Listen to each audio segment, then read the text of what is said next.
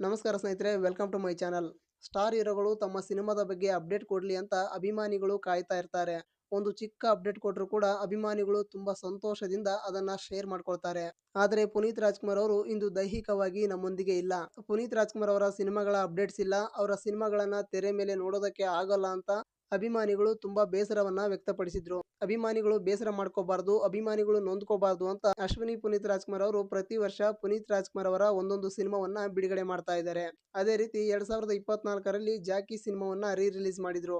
ಈ ಸಿನಿಮಾವನ್ನ ಚಿತ್ರಮಂದಿರದಲ್ಲಿ ಅಭಿಮಾನಿಗಳು ಹೇಗೆ ಸಂಭ್ರಮಿಸಿದ್ರು ಅಂದ್ರೆ, ಯಾವುದೇ ಹೊಸ ಸಿನಿಮಾದ ಕ್ರೇಜ್ಗೂ ಕಮ್ಮಿ ಇಲ್ಲ ಎನ್ನುವಂತೆ ರಿಲೀಸ್ ಸಿನಿಮಾವನ್ನ ಸಂಭ್ರಮಿಸಿದ್ರು. ನಂತರ 2025ರಲ್ಲಿ ಅಪ್ಪು ಸಿನಿಮಾವನ್ನ ರಿಲೀಸ್ ಮಾಡಿದ್ರು. ಈ ಸಿನಿಮಾವನ್ನ ಕೂಡ ಅಭಿಮಾನಿಗಳು ತುಂಬಾ ಸಂತೋಷದಿಂದ ಸಂಭ್ರಮಿಸಿ ಚಿತ್ರಮಂದಿರದಲ್ಲಿ ಅಪ್ಪು ಅವರನ್ನ ಕಣ್ತುಂಬಿಕೊಂಡ್ರು. ಇದೀಗ 2026ಕ್ಕೆ ಪುನೀತ್ ರಾಜ್ಕುಮಾರ್ ಅವರ ಯಾವ ಸಿನಿಮಾ ರಿಲೀಸ್ ಆಗುತ್ತೆ ಅಂತ ಕಾಯ್ತಿರುವಾಗ ಅಶ್ವಿನಿ ಪುನೀತ್ ರಾಜ್ಕುಮಾರ್ ಅವರು ಒಂದು ಬಿಗ್ ಅಪ್ಡೇಟ್ಸ್ ಅನ್ನ ಕೊಟ್ಟಿದ್ದಾರೆ.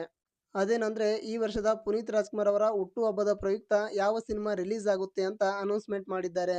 2005ರಲ್ಲಿ ಬಿಡುಗಡೆಯಾದ super hit cinema Akash cinema release ಮಾಡ್ತಾ ಇದ್ದಾರೆ.